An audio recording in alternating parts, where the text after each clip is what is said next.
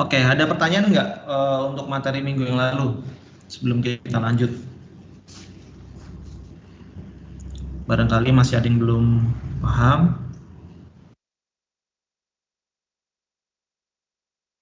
Ya. Oke, kita lanjut ya materinya.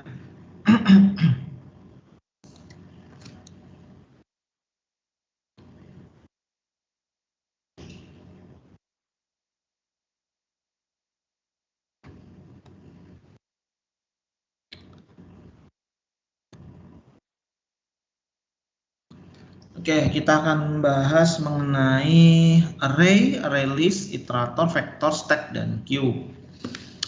Jadi kalau ngomong array, stack, dan queue itu kita sudah pernah mendapatkan, Anda juga udah pernah dapat ya di apa namanya di Daspro.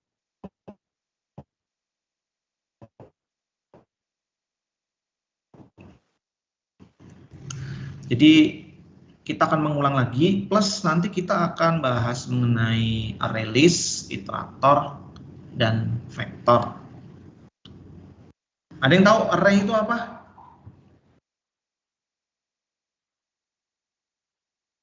Enggak. Ada yang tahu apa itu array?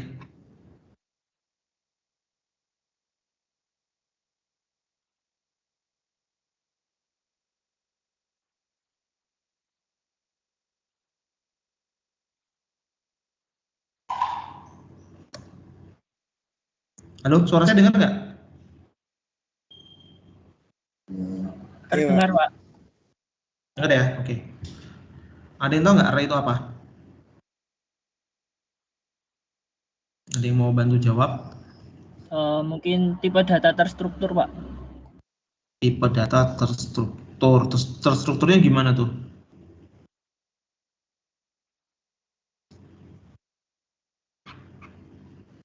Jadi itu urut gitu loh, Pak. Sesuai dengan metodenya. Oke. Yang lain? Tipe data yang bisa menyimpan banyak data sekaligus, Pak. Oke. Yang lagi ada?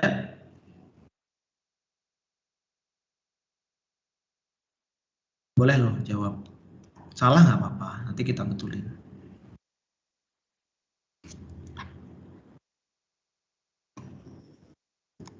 Oke, kalau nggak ada yang jawab lagi ya, nih apa?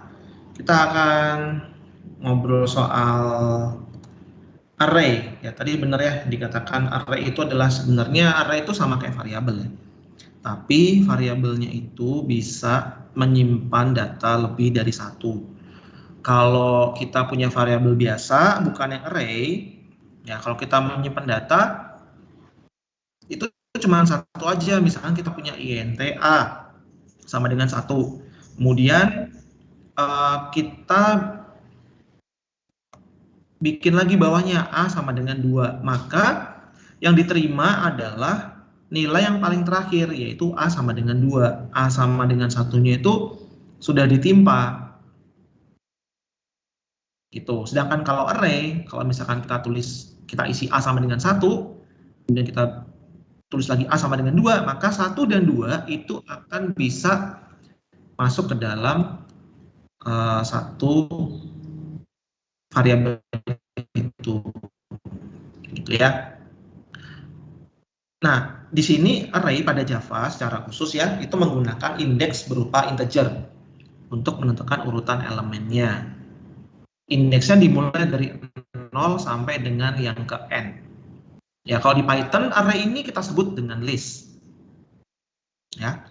Karena di Python ada dua ya. Ada dua. Ada tiga ya. List, tuple, sama dictionary. Ya, kalau list itu array, kalau tuple itu array nggak bisa diubah-ubah.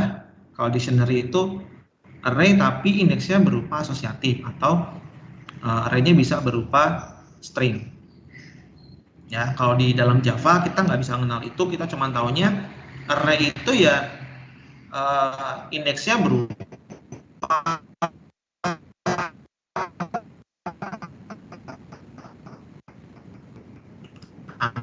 angka. Kita cukup sebutkan dulu tipe datanya apa, ya, kemudian kurung kotak, ya, kurung kotak kosong seperti ini, kemudian baru nama variabelnya. Atau bisa juga sebutkan dulu tipe datanya, kemudian nama variabelnya, kurung kotaknya ada di belakang. Ini seperti kalau di C++ itu cara mendeklarasikan array-nya seperti yang kedua ini. Atau bisa juga, ya, setelah menulis yang seperti ini, ya, menulis seperti ini, kita tuliskan jumlah array-nya, besar array-nya, ya, panjang array-nya yang kita inginkan itu berapa. Nah, kalau di sini ya, di Java atau di C++, itu kita harus tentukan dulu besar array-nya itu berapa. Kenapa? Ini ada hubungannya sama memori. Variabel dan data yang diciptakan oleh bahasa pemrograman itu pasti akan nyimpen di memori. Kalau integer, ya, integer itu kan tipe data, ya, tipe data besarnya berapa? Misalnya besarnya 16 bit, ya berarti akan nyimpen 16 bit untuk satu variabel. Kalau misalkan dia ada 5 integer, berarti 16 dikali 5. Ya, jadi ibaratnya kalau kita punya kita mau pesan tempat array, ya, kita sebutkan 5 gitu ya, berarti kita tuh di spare, ya, di spare 5 blok di memori. Mau dipakai semua atau enggak, itu pokoknya 5. Kira-kira gitu. Ya. Jadi kayak kalau beli tiket ke bioskop, ya, beli tiket ke bioskop, kita tuh mau ngajak temen, tapi kita booking dulu 10 gitu. Booking 10 kan udah bayar. Ya udah, itu mau diisi penuh apa enggak, ya tetap 10 itu jatahnya kita. Nah, gitu. Nah, tadi kan nama variabelnya adalah bilangan. Nah, bilangan sama dengan new int 5. Jadi 5 ini adalah besar atau panjang array yang kita mau pakai. Nah, variabel dengan nama bilangan yang ini, ya, dengan nama bilangan, ya, dapat menyimpan 5 nilai integer yang dapat diakses melalui indeks 0 sampai dengan indeks ke-4. Karena dia panjangnya 5, berarti dimulainya dari 0 sampai n min 1. Ya, kalau n-nya 5, ya berarti 5 min 1 dari 0 sampai dengan 4. Itu. Nah, ini adalah cara untuk menulis array. Ya, cara yang paling mudah adalah dengan menyebutkan nama variabelnya dan nama indeksnya. Nah, seperti ini. Saya punya int x, ya, int kurung kotak x, ini cara pertamanya.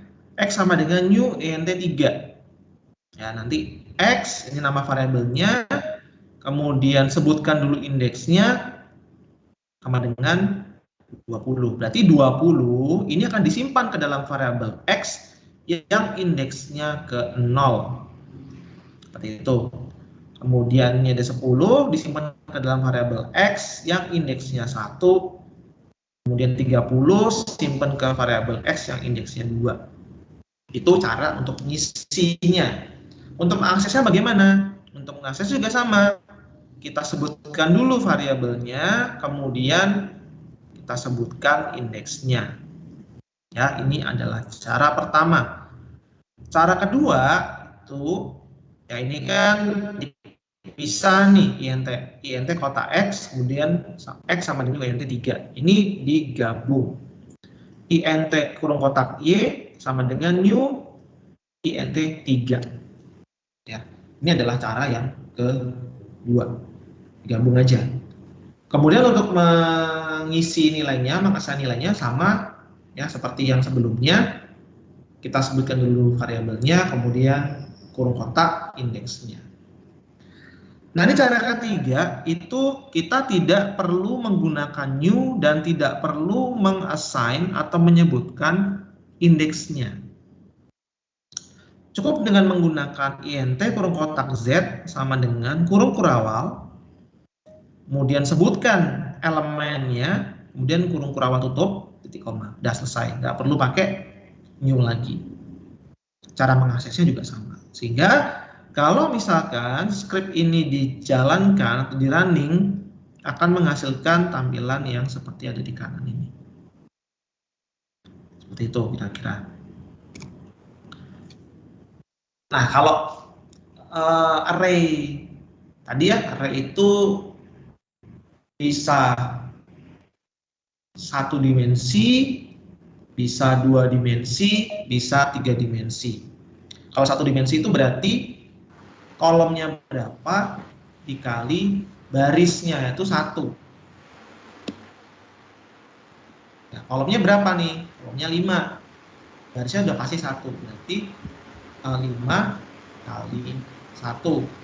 Itu untuk array 1 dimensi. Kalau 2 dimensi berarti kolom dikali baris. Kolom kali baris. Contoh seperti ini, kita sebutkan tipe datanya, kemudian ada kurung kotaknya 2 sekarang, karena arraynya 2 dimensi. Jadi kurung kotaknya ada 2. Kemudian sebutkan nama variabelnya. Kemudian di sini nama variabel sama dengan new int kurung kotak 3 dalamnya, kemudian kurung kotak lagi 3 lagi. Jadi ada 3 kali 3, yaitu 9 elemen yang dimulai dari 0 sampai dengan 2. Ya, biasanya array 2 dimensi ini untuk matriks yang ada baris dan kolom.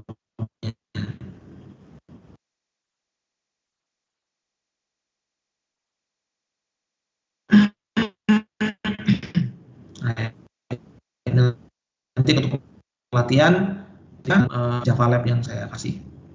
Kemudian contoh array 2 dimensi. Nah, kalau array 2 dimensi berarti cara mengidentifikasi, cara mendeklarasikannya, mengasainnya juga sama seperti yang 1 dimensi, yaitu panggil variabelnya, kemudian masukkan kolomnya dulu, baru barisnya. Kolomnya dulu, baru barisnya. Begitu seterusnya. Itu cara pertama. Cara kedua adalah dengan menggunakan kurung kurawal lagi.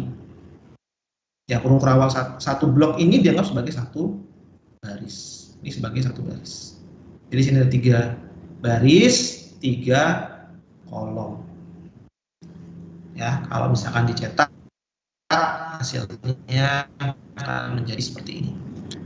Dicetak menggunakan cara matriks juga bisa. Ya, berarti nanti Anda bisa menggunakan perulangan. Nah, kalau ini masih 9 ya masih oke lah ya, masih gampang kita kalau mau tulis ya. Kalau ya mau nggak mau menggunakan perulangan.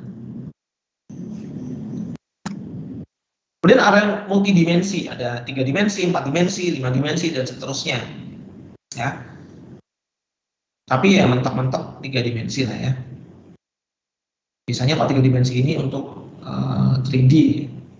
Ada X, Y, dan Z-nya. Jadi ya sama ya, mendeklarasikannya, nama variabelnya dulu, terus array-nya ada berapa, ya ada berapa kotak.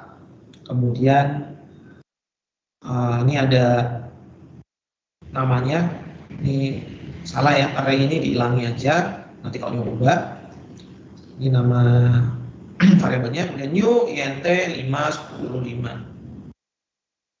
Oke, jadi di sini kita bisa menentukan ukuran array berbeda pada tiap array. Ya, kayak array 2 dimensi juga gitu, kita bisa 3 sama 4, ya 5 sama 6, itu boleh. Nggak harus 3 sama 3, 2 sama 2, enggak. Ini contoh lagi. Ini ada berapa ini? Ada 1, 2, 3, ada 4 ya.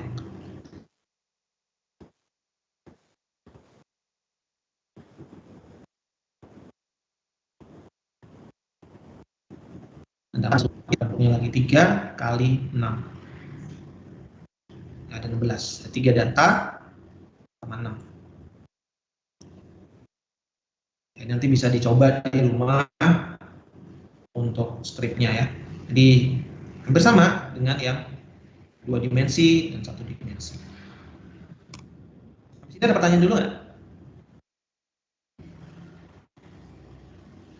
Pak, saya mau bertanya. Ya. Semisal menggunakan cara pertama, tapi tidak didefinisikan besar array-nya, tapi langsung di-assign nilai array per indeksnya, itu bisa atau tidak, Pak? Itu yang dimensi 1 apa dimensi 2? Yang dimensi 1. Yang dimensi 1. Dimensi 1 yang sebentar. Berarti yang ini, terus langsung assign gini, yang ini. Ya Pak, yang gimana? cara 1, yang X sama dengan new integer 3 itu dihilangi, itu bisa terdapat sama apa enggak Pak? Oh, sama Mbak. Jadi, cuman ini kan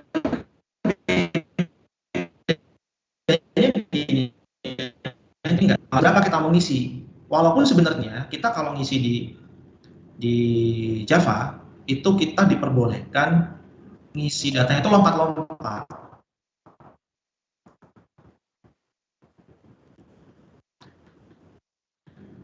Jadi gini,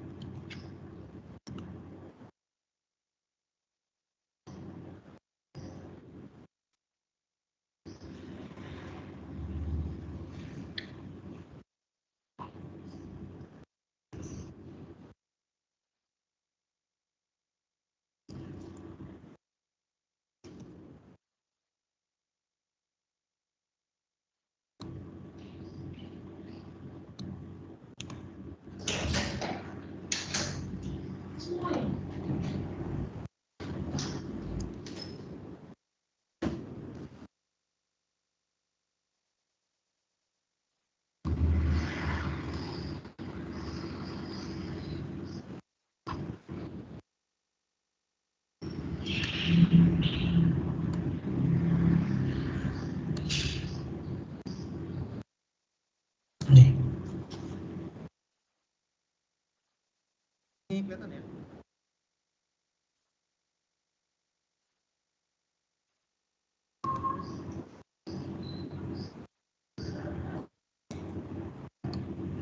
Share screen-nya kelihatan nggak nih? Kelihatan, Pak. Kelihatan ya? Oke. Misalkan tadi kita punya ini ya, integer X sama dengan gini, integer X sama dengan new int mak, gitu kan? Terus kita mau ngisi array-nya. Ini kan cara pertama nih, ini cara 1. Ini tuh kita bisa gini, kita bisa lompat. Satunya kan nggak ada, nolnya nggak ada. Terus ini kalau cara pertama tuh enaknya kalau kita nyebutin indeksnya, kita bisa lompat. Tapi kalau pakai cara 2, kan int sama dengan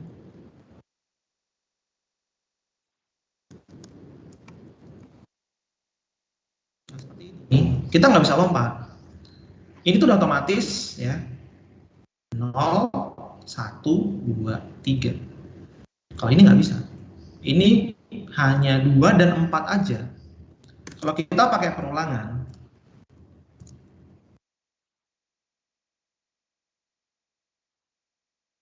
ya, sampai I.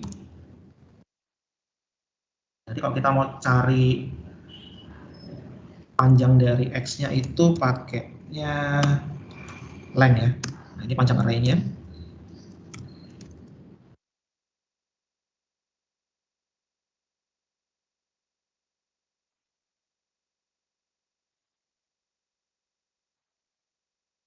Kita mau cetak X yang ke I. Misalkan gini. 2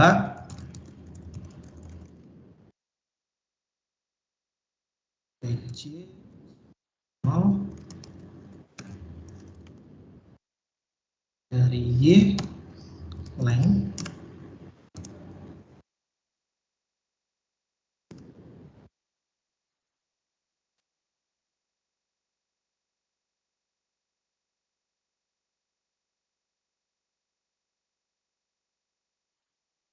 di Y yang ke J. Oke, nah gini.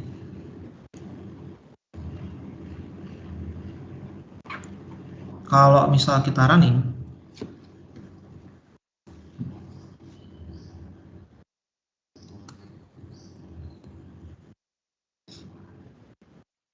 nih, ini kan cuman ada ya 0 ya, 0 nggak ada nih. 0, 4, 0, 1. Ini kan punyanya si array X ya, indeks ke 0. Nah, ini gini aja, biar ada bedanya. Variabel X indeks ke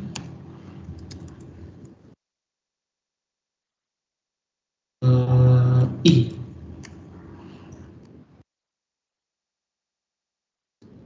Itu berapa?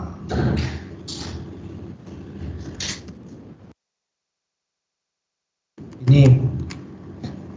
Terus kalau yang bawah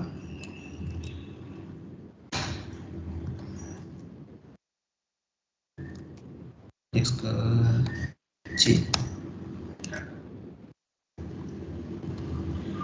Salah ini ya. Iya kurang plus.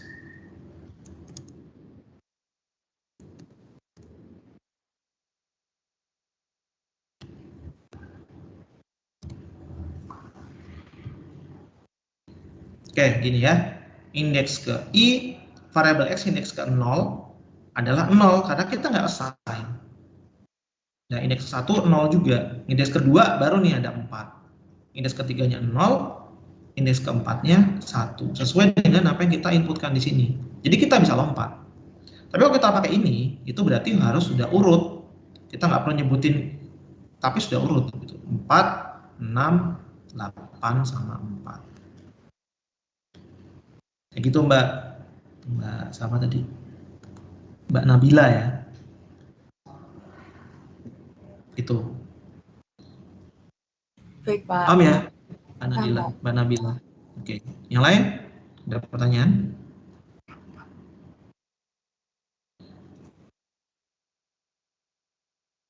Nggak ada? Oke, kalau nggak ada kita lanjut.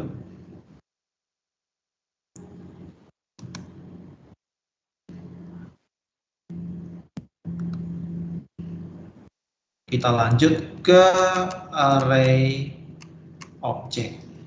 Array object itu apa? Berarti kita tuh bikin objeknya berupa array. Gitu. Kalau tadi kan kita nggak pakai objek, ya kita pakai variabel biasa. Nah ini kita pakai objek. Jadi sini siswa, kemudian dikasih array, ya, sama dengan S sama dengan new siswa 5. Ini bukan konstruktor ya. Ini adalah nama kelasnya. Kalau di sini berarti kelasnya berfungsi sebagai tipe data. Kayak string itu sebenarnya kan kelas. String itu kelas, tapi kita bisa bikin dia sebagai array. Yang walaupun nanti kita nggak perlu nambahin new string gitu, nggak perlu. Tapi kalau untuk yang kelas yang kita bikin sendiri, ya harus kita kasih seperti ini, siswa, kemudian kurung kotak S sama dengan new siswa, kemudian dalamnya 5. Artinya menciptakan variabel S yang berupa referensi ke objek null. Ini kalau dicetak, ini hasilnya adalah null. Ya nggak ada apa-apanya, isinya null. Kalau kita mau bikin objek yang beneran berdasarkan kelas siswa, berarti instansinya harus masing-masing, harus sendiri-sendiri. S ini dapat tempat 5 di memori, ya, tapi dia sebagai objek yang null. Dia tidak mereferensi ke kelas manapun. Jadi dia tidak bisa mengakses misalkan atributnya, nggak bisa mengakses metodenya gitu. Sehingga kalau kita mau bikin supaya S ini bisa mengakses atribut dan metode, itu kita bikin instance-nya seperti ini. Ya, karena kita udah tahu ini 5, berarti for i sama dengan 0, i kurang dari 5, i plus plus, S yang ke i itu akan menjadi objek baru dari siswa. Pada dasarnya ini sama kayak kalau kita bikin objek ini ya. S1 sama dengan new siswa, S2 sama dengan new siswa, S3 sama dengan new siswa, kayak gitu. Sama. Cuman kalau S1, S2, S3, S4, S5 itu kan dia berupa variabel, bukan berupa array. Itu sedangkan yang diminta di sini adalah objek yang bentuknya array. Sudah dia menginstance kelas tertentu, dia bentuknya array. Berarti nanti manggilnya juga harus panggil indeksnya.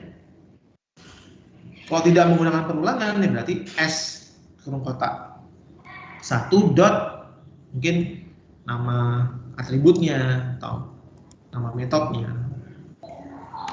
Seperti itu. Ya, ini nanti bisa buat latihan sendiri, mandiri ya di rumah. Selain yang dapat tugas dari saya. Nanti asal diharapkan dari ini adalah seperti ini ya. Jumlah datanya 2, kemudian masukin nim nama dan nilainya. Gitu. Yang ini yang sebelah kanan ini, yang gambar ini ada tabelnya, nggak usah dipikirin dulu ya. Yang dipikirin yang ini aja dulu. Dulu nggak sebelum masuk ke array list untuk yang array object.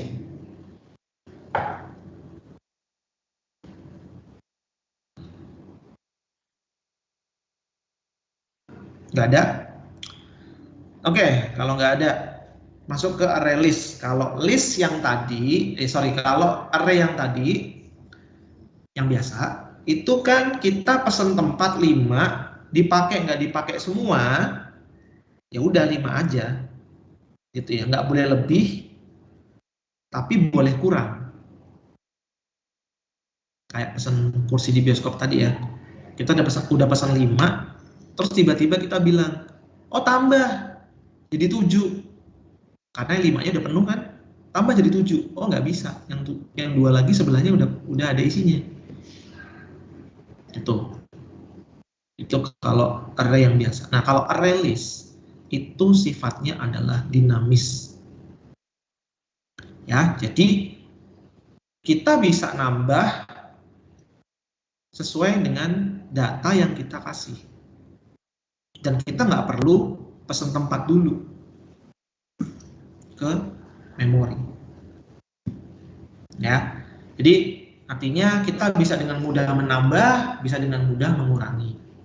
Kalau array itu kan kita nggak bisa mengurangi sebenarnya. Bisanya ngosongin aja. Ya kayak tadi kan kalau kita nggak mengassign indeks ke 0 dan indeks ke 1, nilainya 0. Nggak ada, bukan nggak ada nilai ya, tapi nilainya 0 gitu. Tidak menghapus gitu. Tapi kalau di array list kita bisa meremove.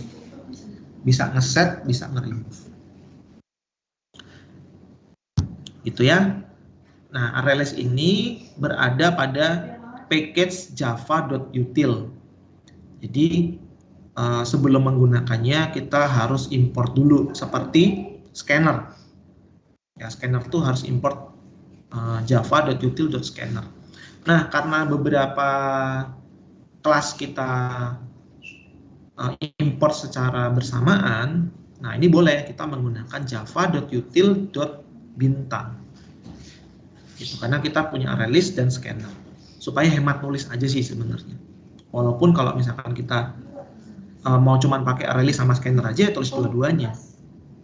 Kenapa ditulis bintang? Karena bintang itu semua kelas yang ada di dalam java.util akan kita load, akan kita import. Gitu. Gitu ya. Nah, contoh untuk pendeklarasiannya seperti ini. Tulis dulu namanya ArrayList. Nah, ini tulis dulu. Kemudian kelasnya. Nah, kelas di sini itu adalah tipe data.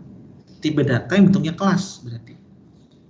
Artinya ada string, ada integer, gitu ya, ada double, ada float, kayak gitu. Ya, dan harus ditulis secara kelas. Berarti menggunakan huruf besar di depannya. Integer ya ditulisnya full integer, nggak cuma int aja, tapi integer full.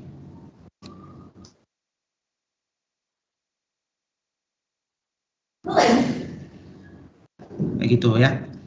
Kemudian kasih nama variabelnya, kemudian new ArrayList kelas yang sama dengan yang di atasnya atau yang sebelumnya. Kalau di sini integer ya di bawah harus integer.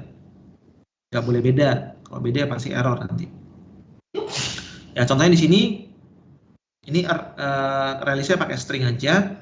ArrayList string. Jadi pakainya ini ya lebih kecil, kemudian ditutup dengan lebih besar kayak gini ya.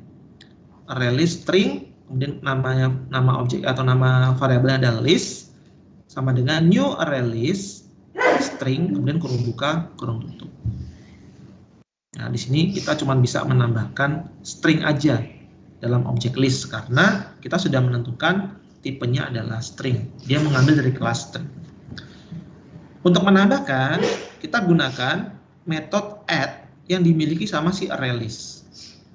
Ya kan, si list ini itu kan objek. Objek yang dibentuk dari kelas ArrayList. Berarti dia bisa mengakses semua metode dan atribut yang dimiliki sama si ArrayList. Nah, di sini panggil dulu nama objeknya, dot nama metodenya add, kemudian dalam kurung red. Nah, di sini kita bisa menambahkan. Kalau kita memberikan nilai yang bukan string, maka akan terjadi error. Ya, contohnya kalau misalkan kita tulisnya list.add new integer 1 gitu. Ini akan terjadi error. Dalam array biasa kita perlu nunjuk ke arah mana data akan disimpan. Ya. Kalau di ArrayList kita cukup nambahin aja, nggak perlu ngasih tahu di mana posisi yang mau ditambah.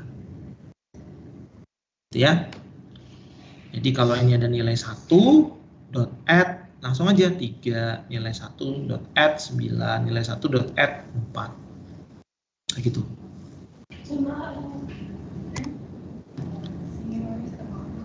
Nah, kemudian ini adalah contoh ya untuk ArrayList secara manual. Ya, manual itu artinya kita nambahinnya satu persatu.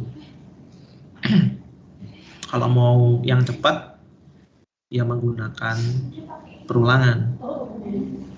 Itu. Di sini kita punya ArrayList string. Ya, di atasnya ditulis dulu nih ya. Import java.util.ArrayList. Kemudian sini ada data.add, data 1, data 2 sampai data 5. Kalau mau menampilkan data, ya, kalau mau menampilkan data, ini tulis system.out.println, pakainya get. Kalau nambah menggunakan add, kalau menampilkan atau mengambil datanya dengan menggunakan get. Nah, get ini ada parameternya, yaitu indeks keberapa yang mau diambil. Kira-kira gitu.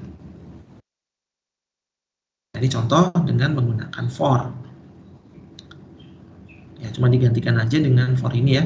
For int i sama dengan 0, kemudian i sampai 5, i plus plus, data.add, data plus i plus 1. I plus 1 di sini tidak akan mempengaruhi nilai i-nya. Ya, tidak akan di sini terus tiba-tiba ini kan 0, tadinya 0 ya. Kemudian setelah ditambah 1 terus i-nya langsung jadi 1, itu enggak.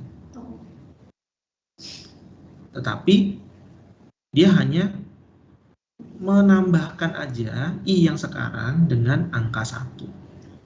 Supaya enggak data 0, data 1 gitu. Ya. Untuk menampilkan data, gunakan data.get yang ke i di sini dengan menggunakan perulangan juga. Contoh selanjutnya adalah ini apa? Menjumlahkan dua nilai dengan menggunakan array list. Berarti karena nilai yang angka yang dijumlahkan, berarti tipenya harus yang angka, entah integer atau entah double. Ya. Sini array list integer nilai 1, new array list integer, kemudian integer nilai 2, new array list integer, kemudian array list integer jumlah, sama dengan new array list integer.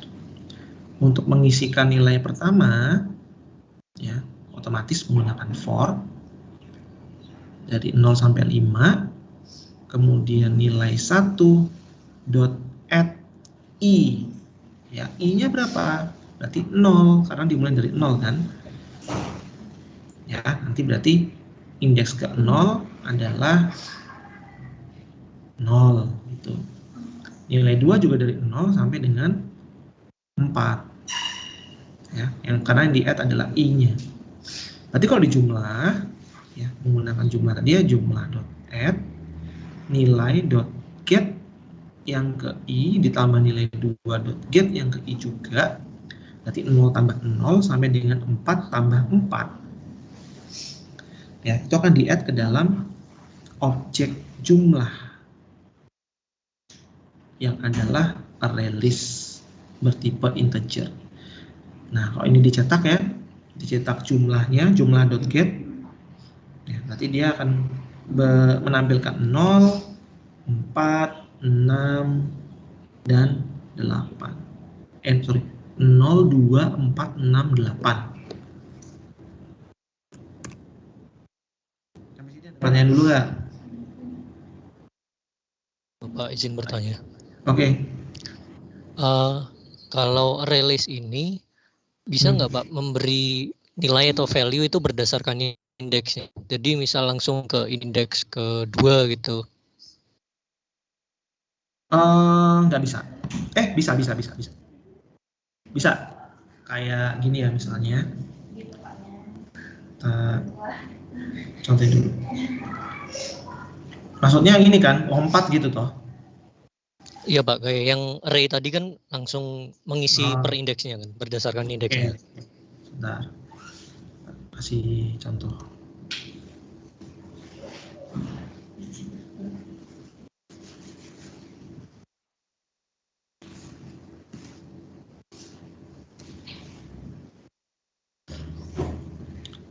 Oke, misalkan gini ya.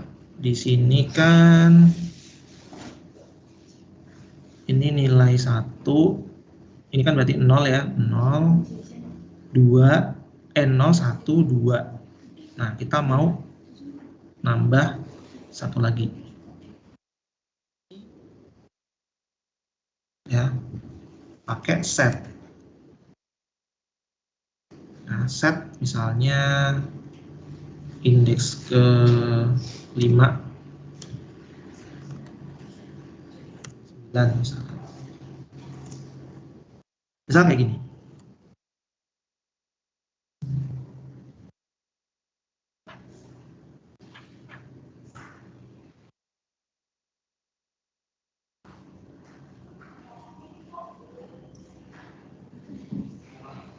Ya, ini kan kita punya 1, 8, dan 9. Walaupun tadi saya tulisnya 1, 10, dan 9, karena ada set 1,8, ini dia akan nimpa.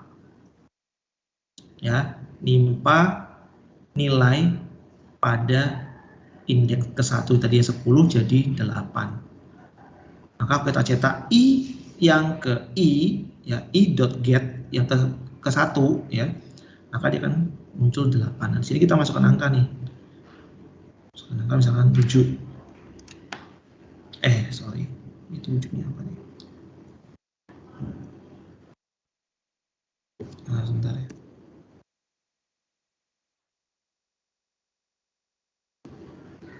Maaf Pak, ini setahu saya set itu hanya untuk mereplace Pak, bukan. Oh iya, mereplace ya, betul.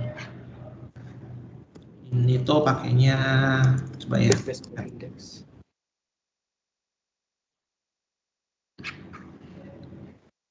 Ya nimpa ya, kalau set itu buat nimpa. Ini kalau indeksnya ke-5, ini kan lompat nih. Ya, lompat. Karena kan tadinya kan CC cuma 4. Di 0, 1, 2, 3, sama 4. Tingkat 0, 1, 2. Tambahan 3, size-nya 4 kan? Berarti ini kan indeksnya harusnya 4. Nah ini, berarti nggak bisa ya. Ketambah, kalau kita lompat, berarti nggak bisa. Harus urut. Gitu ya. Bisanya kalau pakai, kalau kita mengubah itu bisa pakai set. Tapi kalau untuk nambah, pakai add, itu nggak bisa. Mungkin kalau dia lompat kayak array tadi itu nggak bisa. Ya kalau gini sangat.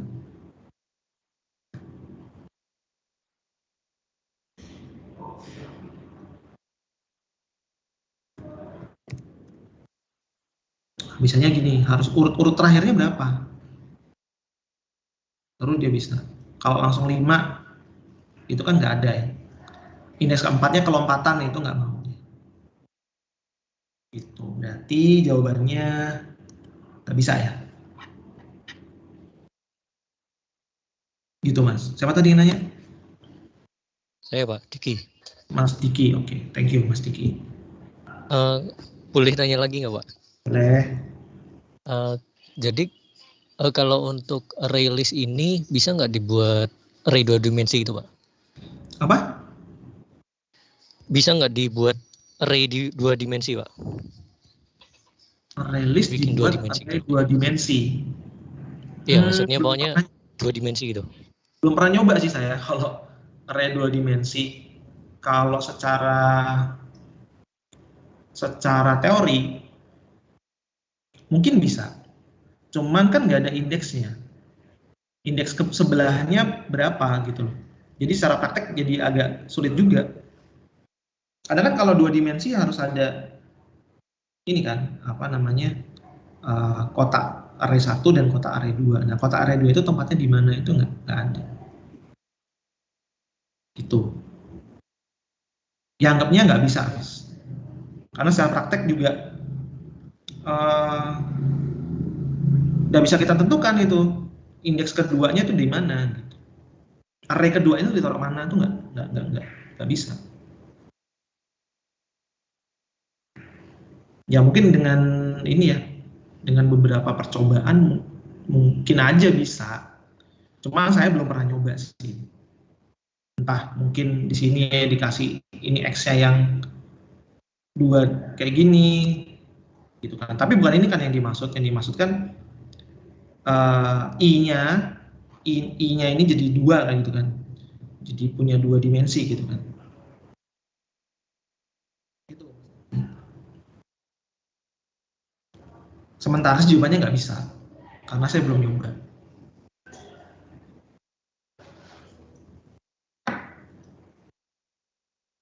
Ada lagi?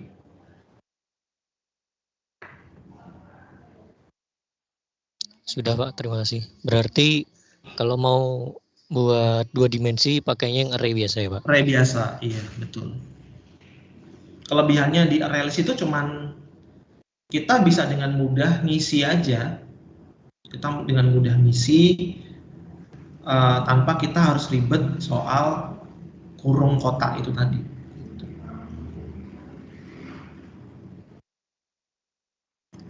Baik, Ada lagi? terima kasih.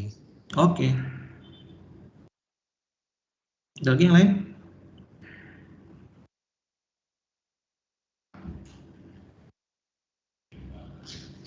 Ada? Oke, kalau nggak ada lanjut ya. Sini berikutnya adalah iterator. Iterator itu adalah interface yang ada di library Java. Ada di java.util juga. Iterator itu dibuat untuk membuat elemen seperti collection. Nah, di sini ada 2, list iterator dan iterator. List iterator ini adalah extend atau child class dari kelas iterator yang bisa memudahkan mengambil elemen di collection secara maju atau mundur. Nah, jadi array list itu masuknya adalah collection. Ya, jadi kita bisa dengan mudah ngambil dengan cara maju atau mundur. Metode yang ada di iterator itu adalah hashNext, yang mana akan mengembalikan nilai true jika ada elemen setelahnya. Misalkan kita punya 5 elemen, sekarang kita lagi ada di posisi indeks ketiga. Berarti ada hashNext-nya. Ya kan? Karena di sebelahnya ada indeks keempat. Berarti dia akan mengembalikan nilai true. Kalau kita lagi berada di indeks terakhir, berarti akan return-nya false. Kemudian metode next. Next itu artinya akan mengembalikan nilai elemen setelahnya atau elemen selanjutnya. Kalau kita lagi ada di indeks ketiga, kemudian kita panggil next, berarti kita akan mengembalikan nilai yang ada di indeks keempat. Misalnya 10. Udah, berarti nilainya nanti yang diambil adalah 10. Di sini ada throw no such element exception jika tidak ada next elemennya. Ya, di sebelah itu kosong gitu. Itu akan menghasilkan ya, no such element exception. Kemudian ada metode remove, yaitu menghapus elemen yang sekarang tempat kita lagi ada ini, misalkan penunjuknya ada di indeks ketiga. Ya, kalau kita panggil void remove, maka akan menghapus elemen di indeks ketiga. Seperti itu. Kemudian list iterator, sini ada metode add, ya seperti di array list, metode add, kemudian ini tuh nambah ya, kemudian metode hashNext, hashPrevious, kemudian kemudian next dan next index. Kalau next itu akan mengembalikan elemennya atau nilainya, kalau next index ya, akan mengembalikan indeksnya. Indeks keberapa? Kemudian ada previous, ya, kemudian ada previous index, ya ini hampir sama yang sebelumnya. Kalau previous itu berarti mengembalikan elemen atau nilai dari yang sebelumnya, nilai previousnya.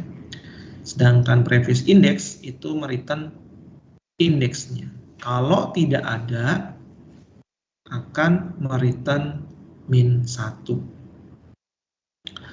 Kemudian ada remove juga, dan ada set. Ya, meng-assign objek di current element.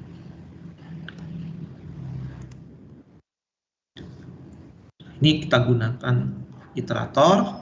Caranya adalah, jangan lupa di sini ada import java.util.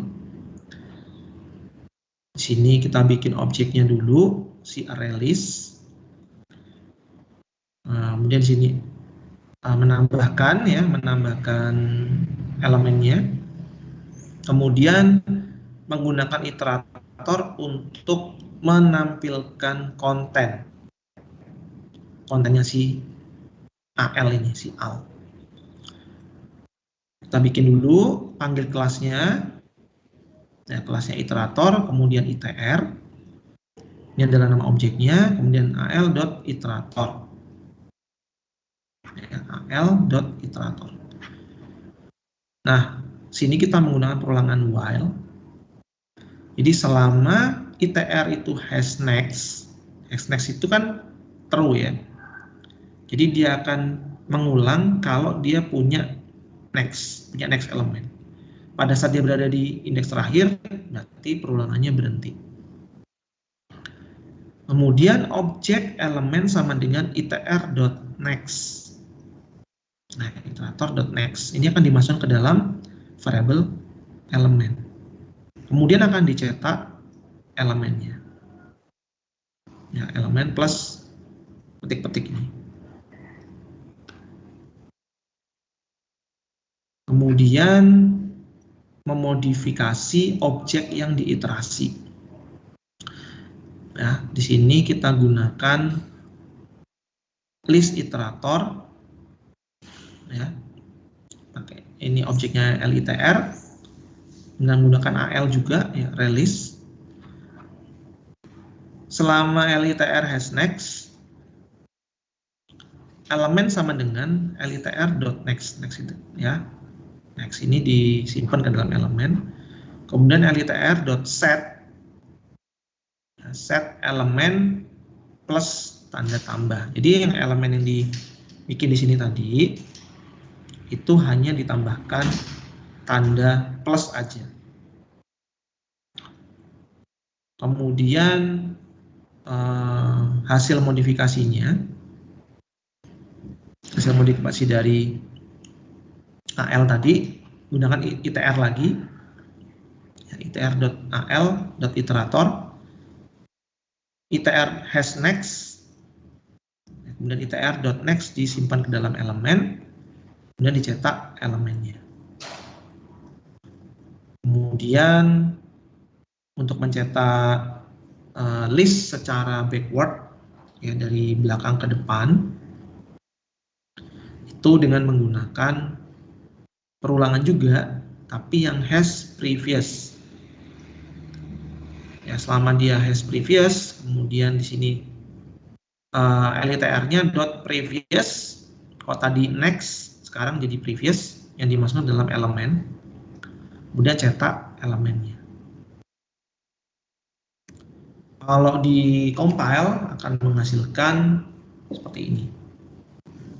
Ya, ini adalah ArrayList yang awal tadi diisi nilainya, kemudian ini yang kedua adalah modifikasinya, hasil modifikasinya, yang terakhir adalah dicetak dari belakang.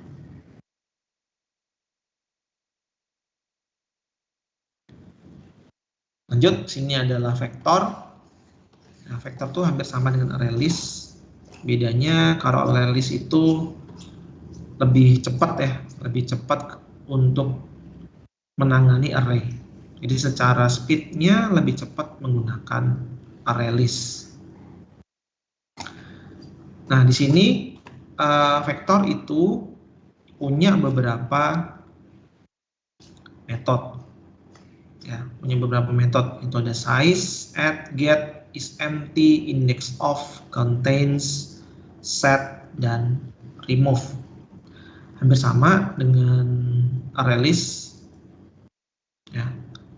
Cuma di sini ada is empty, ada index of-nya.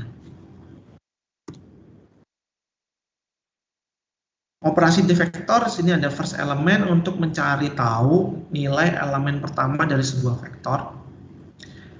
Last elemen itu mengambil nilai terakhir dari sebuah vektor. Kalau insert elemen add, berarti kita menyisipkan sebuah nilai pada indeks tertentu. Ya, menginsert nilai pada indeks tertentu.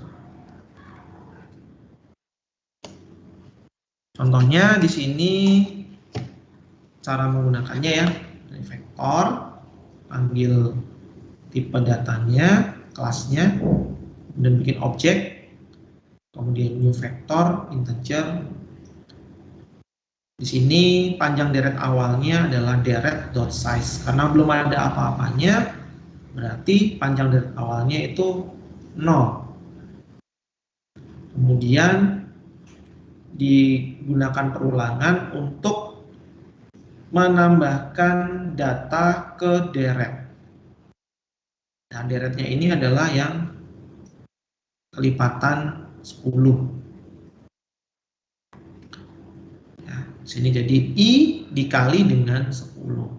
Berarti dari 0 sampai dengan 90 nanti akan di-add ke dalam deret. Kemudian panjang deret setelah ditambah elemen dicetak yaitu deret.size. Berarti panjangnya adalah 10 dari 0 sampai 9 ya. Kemudian untuk mencetak gunakan get. Ya, gunakan metode get. Jadi dari I-nya dari 0 sampai dengan deret.size.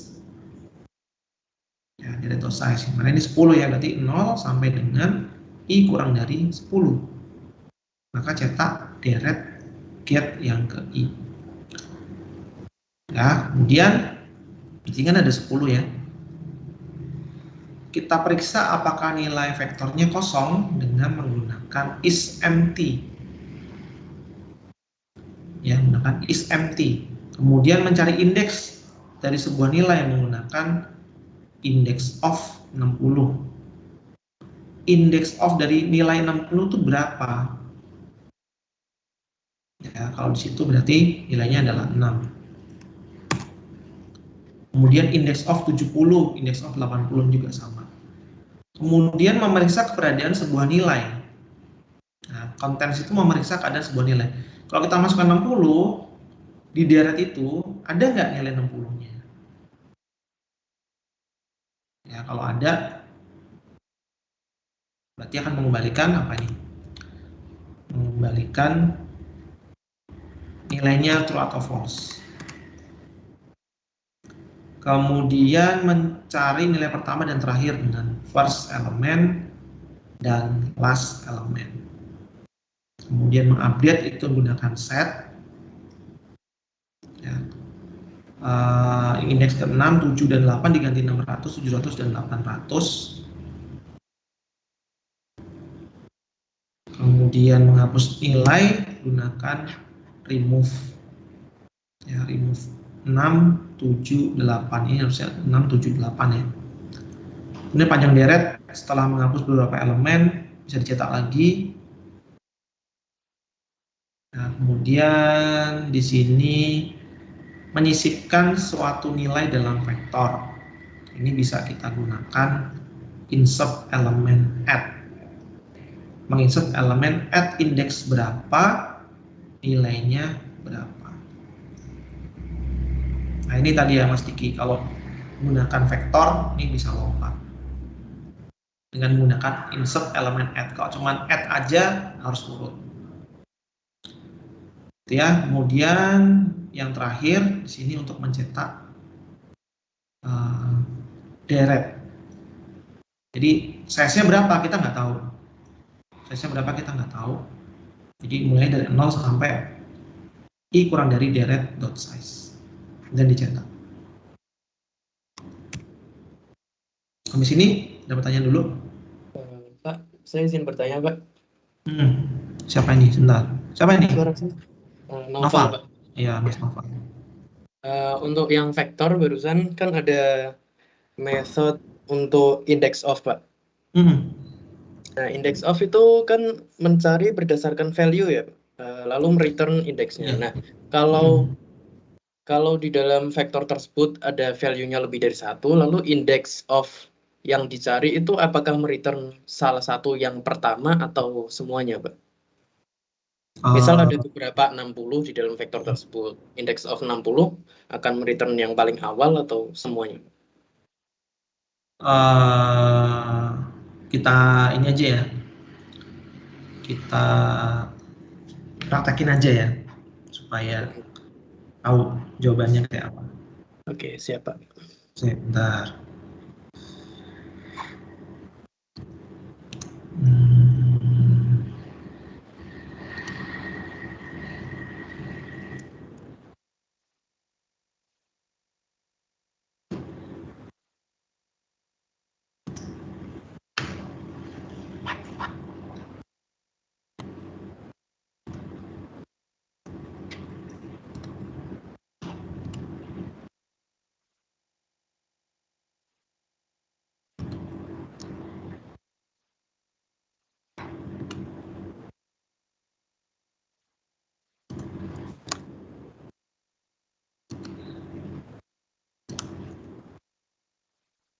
Ya, kita pakai ini aja ya, deret aja ya.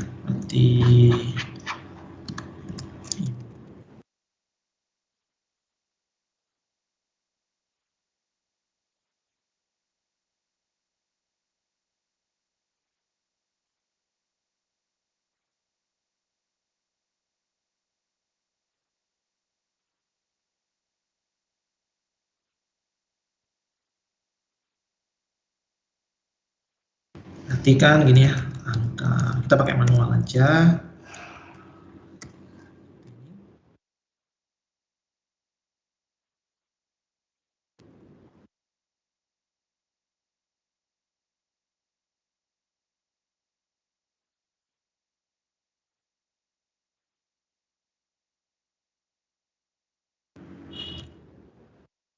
Udah ya, berarti kita gunakan sistem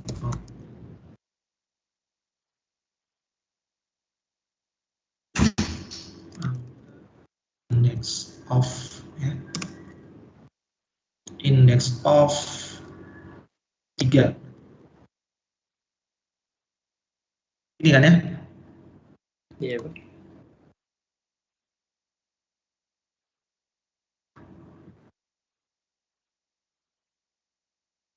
Udah, ketemu jawabannya? Berarti hanya salah satu yang paling awal ya Pak? Salah satu yang paling depan. Oke, terima kasih Pak. Gitu. Oke. Oh iya Pak, saya mau tanya lagi Pak. Oke. Untuk import java.util itu loh Pak. Kalau di importnya .bintang itu apakah tidak mempengaruhi performa Pak? Terutama kalau device-nya misal menengah ke bawah gitu. Iya, jadi memang ini tuh ini ya, apa namanya, agak pelik ya. Jadi kadang-kadang kita tuh males buat nyari tahu kita tuh mau pakai apa sih gitu. Jadi paling gampang memang pakai bintang. Ya sebenarnya yang paling benar itu ya sesuai dengan kebutuhannya. Kalau pakai efektor, efektor aja. Kalau pakai array list, ya array list aja. Ini saya tulis bintang tadi karena biar cepat aja sih. Gitu. Kalau secara yang saya bikin di GitHub itu saya bikin sesuai dengan yang saya butuhkan aja. Itu Mas. Oke, siap Pak. Masih. Oke. Ada lagi? Berarti kalau untuk program skala kecil atau buat latihan aja nggak apa-apa ya Pak? Apa? Pakai apa? Tadi yang pakai bintang. Pakai bintang. Ya kalau memang apa namanya tidak mempengaruhi dengan device, ya nggak apa-apa pakai bintang aja. Ya benar sih, tadi kan kalau misalkan kita pakai bintang itu berarti kita mengambil semua kelas yang ada di package-nya si java.util. Ada berapa? Ada berapa? Ada banyak. Ada array list, ada abstract collection, ada abstract list, abstract map, abstract queue. Wakil lah boy. Ya ada random access, weak hash map. Nah, itu banyak. Nah, jadi kalau misalnya nggak berpengaruh apa-apa terhadap device-mu, ya it's okay. Nggak masalah. Tapi kalau kira-kira pengen yang hasil performanya lebih cepat, ya load aja, import aja kelas-kelas yang dibutuhkan. Itu sih.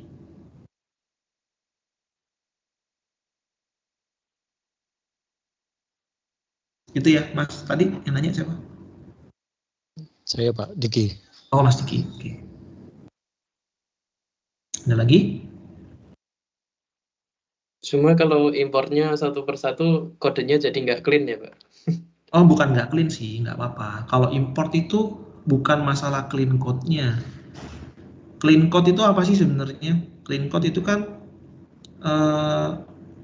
bukan masalah banyak atau sedikitnya code, tapi clean code itu adalah code yang mudah dimengerti sama siapapun nanti yang akan mendevelop.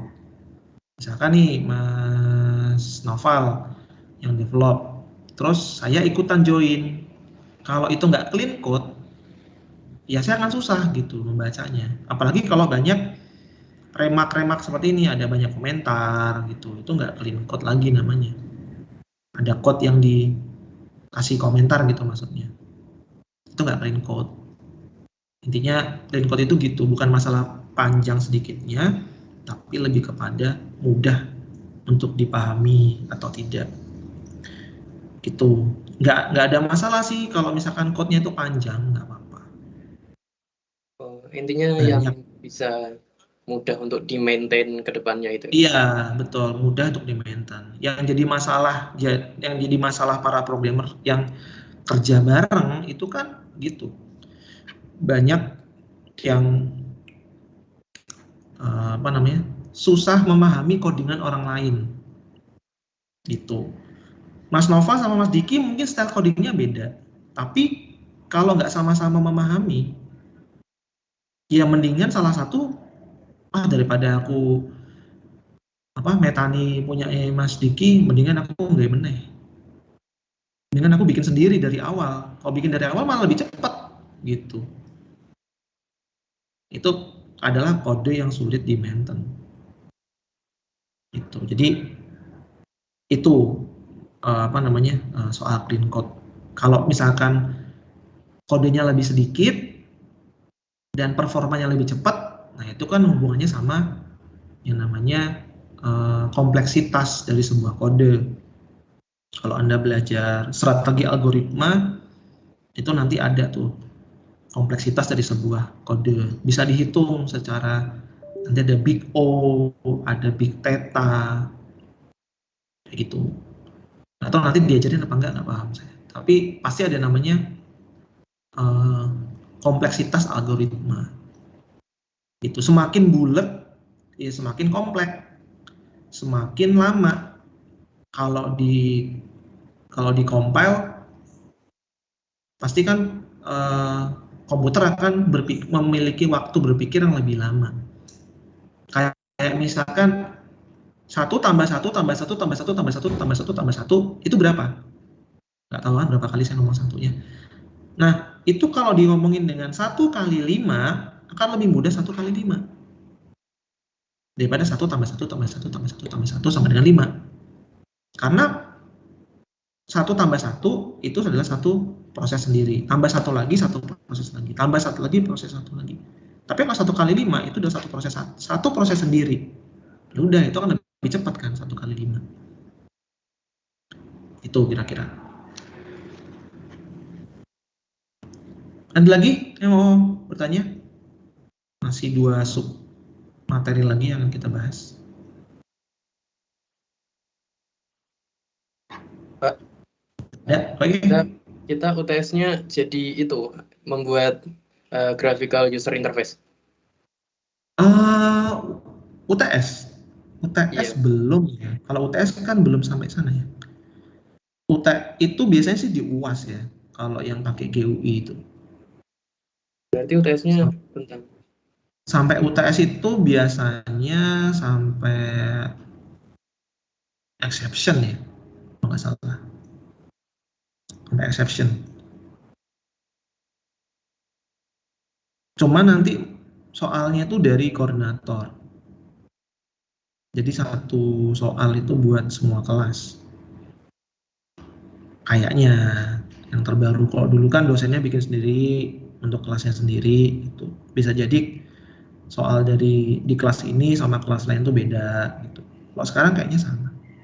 Makanya saya belum tahu nih nanti yang UAS itu jadi pakai project apa enggak. Nunggu di UASnya ini dulu nanti hasilnya kayak apa. Oke, Gitu ya. Ya, Pak. Yang lain? Ada?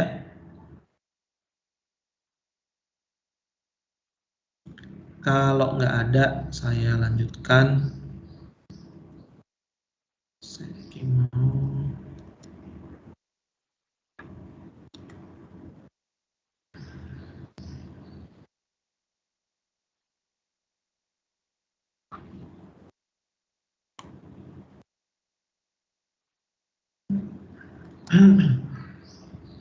Oke, saya lanjutkan ke stack.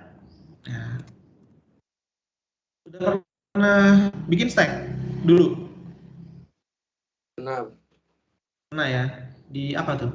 Di mata kuliah apa? struktur data. Struktur data. Oke. Pakai bahasa C ya? C++ ya? Ya, C++. Pak. Oke, jadi stack dan queue dalam Java itu bisa dibuat dalam dua mode. Ya, bisa menggunakan array, bisa menggunakan array list. Ya, tapi intinya sama. Stack itu tumpukan, queue itu antrian. Ya, stack itu kayak numpuk bata. Kita nggak mungkin ngambil bata itu dari bawah. Ya, tapi tidak bisa disamakan kayak ngambil baju. Ya, kita ngambil baju dari bawah bisa, tapi berantakan nanti atasnya. Nah, di sini stack bisa mencakup semua metode yang didefinisikan oleh vektor dan menambahkan beberapa fiturnya sendiri. Ya, jadi stack itu bisa mewarisi kelas dari si vektor. Nah, di sini si stack-nya ini menggunakan ini ya, menggunakan array list. Kalau menggunakan array kan lebih susah ya. Karena kalau pakai array itu kita tidak menghilangkan nilainya. Ya. Tidak menghilangkan indeksnya. Jadi kalau misalkan kita punya 5 indeks dari 0 sampai 4, kita pop 4, berarti kan tinggal sisa 0, 1, 2, 3. Ya. Terus kita pop 3, kita pop 2, pop 1, pop 0, habis. Karena indeksnya -1 berarti kan kosong. Tapi sebenarnya itu cuman pointernya aja yang pindah. Jadi penunjuknya aja yang pindah. Kalau menggunakan vektor atau array list itu kita sudah ada metodenya sendiri. Ya, untuk ngecek empty gimana? Ya, pakai metode empty untuk ngelihat bagian top ya. Kalau stack itu top sama bottom. Kalau queue itu head sama tail. Gitu ya. Kalau menggunakan pick ya, pick itu berarti kita melihat isi dari top. Tapi tidak nge-remove, ya cuman ngelihat aja. Bedanya sama pop, ya pop itu kita ngelihat plus nge-remove. Ya, kita pop itu kita ngambil sekaligus meremove isinya. Kemudian untuk menambah menggunakan push. Kalau mencari kita gunakan search. Kalau nggak ketemu, ya nulisnya nanti adalah -1. Nah, ini kalau menggunakan ini ya, menggunakan stack yang pakai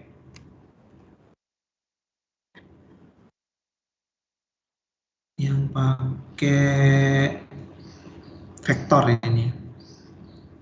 Ya ini. Jadi ini hanya stack demo stack demo aja berarti ini ada stack void main-nya di sini ya. Oke, jadi kita menggunakan kelas stack. Nanti ya di sini tulis saja java.util.stack. Punya dua fungsi, punya dua metode yaitu show push dan show pop. Untuk show push di sini ada dua parameter yaitu stack st, integer a. Ya, ini sebagai parameter untuk di push. Ya, jadi st.push, kemudian nilainya berapa dimasukkan, dan dicetak push berapa, kemudian isi dari stacknya apa. Nah, ini bentuknya adalah vektor ya. Kemudian show pop, ya, show pop stack st, karena pop itu nggak nambah dan nggak perlu elemen apapun, jadi ya tinggal ngambil aja. Beda sama push ya, kalau push itu kita perlu ada objeknya sama nilai yang mau dimasukkan. Kalau pop ya enggak, pop itu cuman ngambil aja. Ya, jadi integer a sama dengan integer st.pop. Kemudian dicetak yang di pop berapa, kemudian stacknya tinggal apa. Nah, kemudian di main metodenya panggil stack st sama dengan new stack. Ya, kemudian akan dikembalikan isi dari stacknya dan diisi 42, 66, dan 99. Kemudian di pop. Karena yang diisi 3 dan di pop juga 3, berarti hasilnya nanti adalah empty ya. Is empty-nya adalah true. Nah, di sini kita gunakan try catch. Ya, try catch ini digunakan jika pada saat kita melakukan atau mencoba menjalankan sebuah statement yang kira-kira akan menghasilkan error, ya, maka digunakan try catch. Kalau ini terjadi error, ya, akan menjalankan exception yang namanya empty stack exception. Jadi ini udah 3 nih, udah ngepop 3, berarti kan kosong. Kemudian kalau kita pop lagi, ya kita pop lagi, itu pasti akan menghasilkan empty stack exception. Error. Nah, kalau kita gunakan try catch, ini nggak akan error. Cuman akan tertulis ini, empty stack. Jadi, empty stack exception ini, errornya ini akan ditangkap dan digantikan dengan empty stack. Kayak gitu. Kalau cara selain menggunakan try catch pakai apa? Pakai if else, bisa juga. Jadi ngepopnya itu ngecek dia kosong apa enggak. Ya kan ada ini ya, is empty kan? Empty aja. Kalau ternyata stacknya empty, ya nggak bisa pop. Gitu. Jadi if berarti st, bukan st ya, benar ya, st dot empty tulis sistem out variable n empty stack, else show pop, itu juga bisa ya. Sehingga kalau ini dijalankan tadi kan ini ditulis nih stacknya, jadinya 0, kemudian push 42, stacknya adalah 42, push 66, stacknya 42 dan 66, push 99, 42, 66, dan 49. Pada saat pop, berarti pop 99, pop 66, pop 42. Kemudian stacknya menjadi kosong. Nah, pada saat ini ya, ngepop ini ya, kan stacknya dikembalikan nih. Kosong. Pop lagi, empty, stack yang ini. Gitu. Jadi yang terakhir ini tuh mencoba untuk ngepop, tapi stacknya kosong. Kalau nggak ada exception-nya akan error.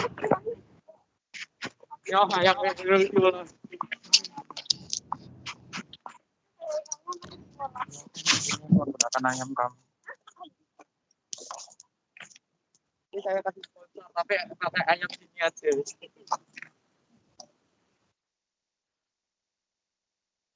Oke, lanjut ya.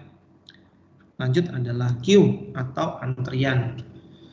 Ya, ini bisa menggunakan java.util.queue, yang mana ini adalah subtype antarmuka dari java.util.collection. Prinsipnya adalah first in, first out, atau yang pertama datang itu yang pertama kali keluar. Ya, kayak antrian ya. Bisa menggunakan dua cara, yaitu antrian prioritas dan linked list, tapi keduanya tidak aman. Kalau misalkan mau pakai alternatif, pakainya priority blocking queue. Ini juga bisa menggunakan array ya. Kalau queue itu bisa menggunakan array atau bisa menggunakan vektor atau array list juga. Metodenya di sini ada add, ada pick, ada elemen, ada remove, dan ada poll. Add itu nambah, pick itu ngeliat dari head-nya, depan, ya. Elemen itu untuk melihat juga dari pick ini. Cuman bedanya kalau pick itu null, ya, alias kosong, ininya, stacknya, maka akan mengembalikan nilainya 0. Kalau elemen empty-nya si Q-nya ini kosong, maka akan mengembalikan nilai no such element exception. Jadi error ya, error no such element exception.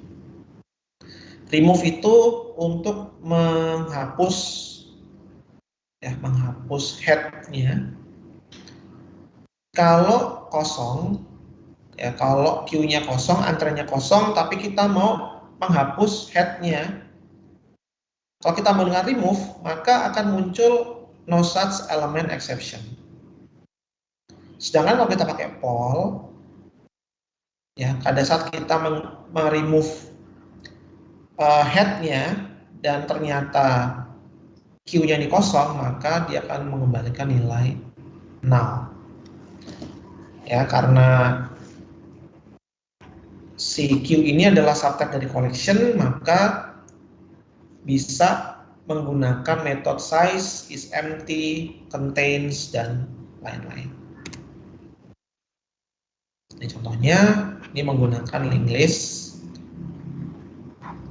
Nah, di sini bikin dulu Q, kelasnya Q, dan integer Q, new linked list. Ya.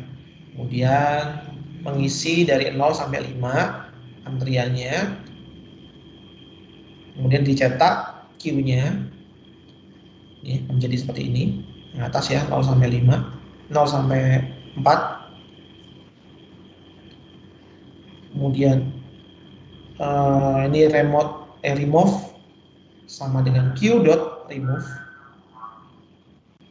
ya, remove elemennya berapa, dan cetak Q-nya lagi. Habis itu untuk melihat head-nya gunakan pick. Nanti bisa juga Anda coba ininya ya, semua metodenya ini untuk cari tahu bedanya apa.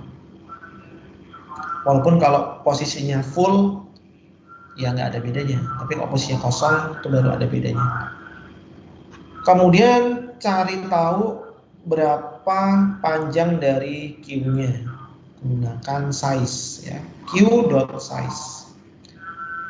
Dan kalau dijalankan akan menjadi seperti ini. Ini adalah elemen Q-nya, yang di remove ya adalah 0, dan sisa 1, 2, 3, 4, kemudian akan mencetak head of Q, karena ini peak ya, peaknya adalah 1, head of Q-nya 1, size-nya adalah 4, 1, 2, 3, 4, karena yang 0 tadi sudah di remove.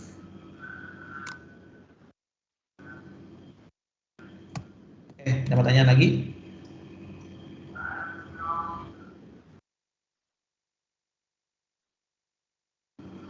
Untuk stack dan queue-nya.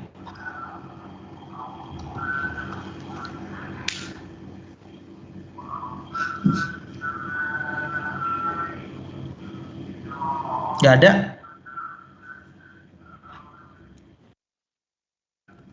Oke, kalau nggak ada pertanyaan lagi, saya cukupkan dulu sampai di sini ya. Kita ketemu lagi minggu depan. Terima kasih sudah hadir dan ikut kuliah ini. Ya, selamat sore semuanya. Selamat sore, Pak. Terima kasih. Selamat sore, Pak. Sore, Pak. Terima kasih, Pak. Terima kasih, Pak. Terima kasih, Pak.